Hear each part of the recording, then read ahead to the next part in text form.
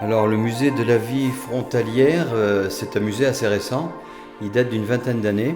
La municipalité a eu l'excellente idée de reconvertir ce bâtiment en musée, d'autant plus qu'à cette époque, il y avait une association de douaniers dont les membres possédaient beaucoup d'objets divers et variés. On a 2 à 3 salles qui exposent à la fois des objets utilisés par les douanes dans les années 50 et des objets utilisés par les fraudeurs, des astuces de fraudeurs.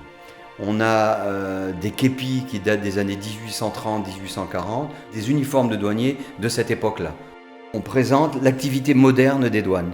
Il n'y a plus de frontières, il n'y a plus de barrières, mais il existe des dizaines, voire des centaines de douaniers. Que font les douaniers au XXIe siècle? C'est vraiment une activité plus que jamais très très importante.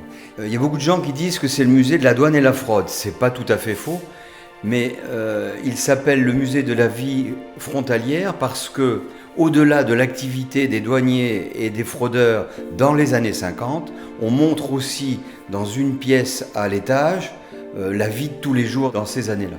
C'est le lieu de résidence de notre géant, Henri le Douanier. Son chien est au rez-de-chaussée. C'est des géants qui sortent à l'occasion de carnaval, de je ne sais combien de fêtes.